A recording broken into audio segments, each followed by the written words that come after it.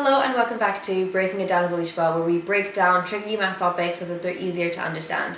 Today's topic is fractions. We're going to go over the basics like adding, subtracting, multiplying and dividing fractions, and then we're going to look at the trickier stuff like mixed numbers and top-heavy fractions. So let's get started.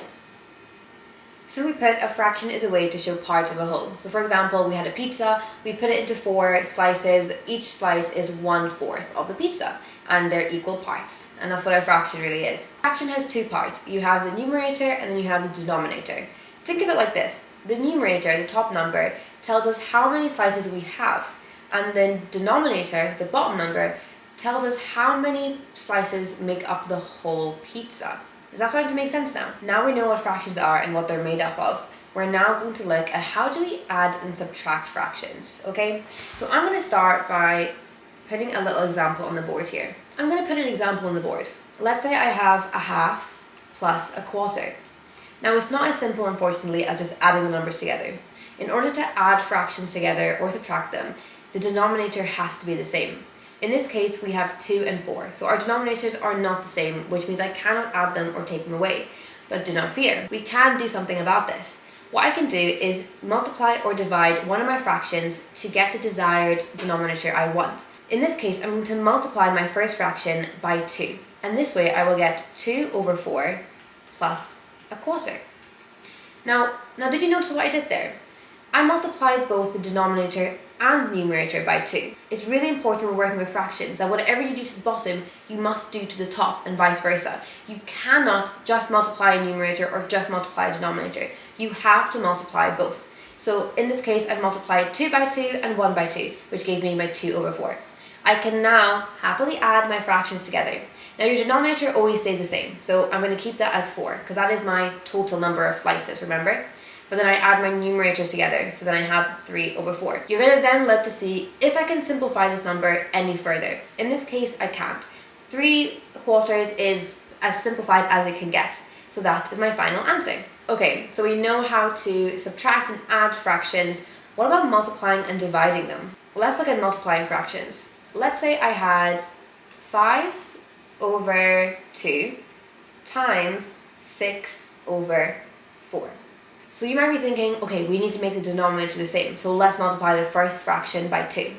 Not quite. So with multiplying fractions, your denominators do not have to be the same. You can actually just multiply the numbers together. However, it's something that I always tell my students to do, and that is simplify before you multiply. And what that means is that you're working with smaller numbers, and therefore it's easier to simplify your final answer. So the way to remember is, if we look at our multiply sign here, I always tell my students to imagine that there are arrows on either side, okay? Because you're going to simplify diagonally. So I'm going to see, is there any way I can simplify 5 and 4? I can't. Neither 5 or 4 are divisible by the same number, so I can't really do anything about that. But 2 and 6, I can. I can divide 2 by 2 and 6 by 2. So I'm going to do just that. With 5/1 times 3/4. I can then multiply my numbers together, which gives me 15/4. And that is in its simplest form. So that's my final answer.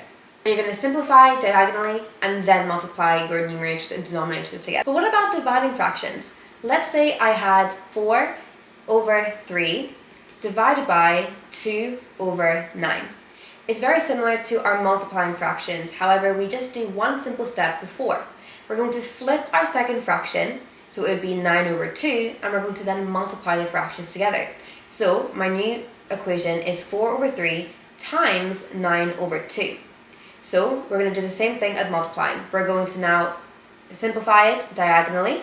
So in this case, I can then turn my fractions into 2/1 times 3/1, which leaves me with 6/1.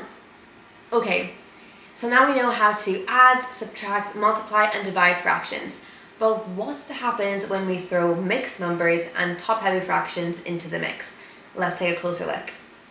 Okay, I put 2 fractions on the board here. We have 6/4 and 25/4. Can you tell me which one is our mixed number and which is our top-heavy fraction? That's right. 6 1/4 is our mixed number, and 25 over 4 is our top-heavy fraction. Now, the best way to remember it is top-heavy, it's bigger on the top than it is on the bottom, and it's also called an improper fraction. You don't want this. This is telling us that there are 25 slices of pizza in a pizza that only has 4 slices. It doesn't make any sense, right? Whereas here, there are 6 whole pizzas and then a 7th one that only has 1 slice left. All right? Now, let me quickly tell you guys how you're going to convert a mixed number into a top-heavy and a top-heavy into a mixed number, because it's actually pretty simple. So for a mixed number into a top-heavy fraction, all you're going to do is multiply the denominator and our whole number, which is 6 and 4. 6 times 4 is 24. And you're going to add your numerator, which is 25. And you make that your numerator and your denominator stays as 4. So that's how you turn it into a top-heavy fraction. But how do we turn a top-heavy fraction into a mixed number? You're going to figure out how many 4s go into 25. Well, 6, remainder 1. So that's how we get 6 as our whole number, and 1, our remainder, becomes our numerator, and our denominator stays as 4. So it is pretty simple once you understand the process and the formula. Okay, so how do we add and subtract mixed numbers? Let's say I had 1 and 2/5, add 2 and 2/5, just to keep it nice and simple. I want you for now to forget that the whole numbers even exist, okay? So forget about the 1 and the 2. I can just add these fractions together as my denominators are the same. So right now my answer is 4 over 5, okay? 4/5. I'm now going to bring back my whole numbers and you're just going to add them together. So 1 plus 2, which is 3. So my final answer is 3 and 4/5. It's that simple, okay? You want to make sure that your answer is in its simplest form. So do all the necessary checks to make sure that is the case. But what about multiplying and dividing mixed numbers? So in this case, you're going to actually want to convert them back into top-heavy fractions, multiply them, and then convert them back into mixed numbers in the end. Let me show you. So let's say I had 2 and 2/3 times 3 1/2, all right? What I'm going to do is convert them into top-heavy fraction. So I'm going to multiply my denominator and my whole number, which is 6, and add my numerator, which is 8. So I'll have 8 over 3 times, same thing, 3 times 2 is 6, plus 1 is 7, so I have 7 over 2. And then I'm going to see if I can simplify them diagonally, which in this case I can with the 8 and 2. I'm just going to half them. So I'll be left with 4 over 3 times 7 over 1. I'm going to multiply my numerators together, which in this case is 7 times 4, which is 28, and 3 times 1, which is 3. Now, as you can see, we have a top-heavy fraction. You do not want to keep your answer as a top-heavy fraction. It's kind of frowned upon in the maths world. So in your final answer, you want to make sure you're converting that back into a mixed number. So I'm going to say how many 3's go into 28. I know 9, remainder 1. So I'm going to have my 9 as my whole number, my 1 remainder as my numerator, and then the 3 just goes there. So my final answer is 9 1/3. So we've covered everything there is to know about fractions. We know how to multiply, add, subtract, divide them, and we now also know how to tackle mixed numbers and top-heavy fractions as well. I'm going to put a few questions on the board for you guys to try, and then we'll go over them together. Sounds good? Okay, so I've put 3 questions on the board for you. I want you to pause the video and try them yourselves, and then we'll work through them together. Okay? Alright, did you give them a go? Let's try them together. So my first one is 10 over 4 divided by 2 over 8. So I have a division equation here. So I'm going to flip my second fraction over and multiply them. So I have 10 over 4 times 8 over 2. Remembering, we're going to simplify them diagonally, remembering my imaginary arrows. So I know that I can divide 10 and 2 by 2. So I'll have 5 and 1. And I can do 4 and 8. I can divide 4 and 8 by 4. So 4 becomes 1, and my 8 becomes 2. And I can multiply them, which leaves me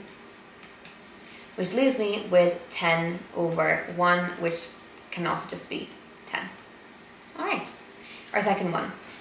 We have 4 and 2/5 plus 5 1/3. So in this case, we are going to forget about the whole numbers for now and just think about our regular fraction. Now I can't add them yet because we do not have common denominators, which means that I need to think of what I can multiply both the fractions by to get a common denominator. I know that a common multiple of 5 and 3 is 15. So I'm going to times this fraction by 3 and this fraction by 5, which will leave me with 6 over 15 plus 5 over 15, which will then leave me with 6 plus 5, which is 11 over 15. Then I can just add my whole numbers, which is 4 and 5, which gives me 9. And my final answer is 9, 11 over 15, because I can't simplify that any further. Alright, and our final one, 3 and 2/3 times 1 and 3/4. So I'm going to convert both into top-heavy fractions and then multiply them as normal. So I'm going to do 3 times 3, which is 9, plus 2, which is 11. So my answer is 11 over 3. Times 4 times 1 is 4, plus 3 is 7, so I have 7 over 4. I'm then going to see, can I simplify them diagonally? I can't simplify any of them actually in this situation. I then do 11 times 7, which is 77, and 3 times 4, which is 12. And as you can see, we have a top-heavy fraction, so I'm going to convert that back into a mixed number. So I say, how many 12s go into 77? I know it's 6. Remainder 5, so my 5 is my numerator, and then our 12 is our denominator. And that's our final answer. Alright, and that brings us to the end of the video. I really hope this helped you guys understand fractions better and kind of get your head around how you solve them and how all the different parts work. Comment down below if you enjoyed this video and what you would like to see next. For now, bye and happy learning. Bye!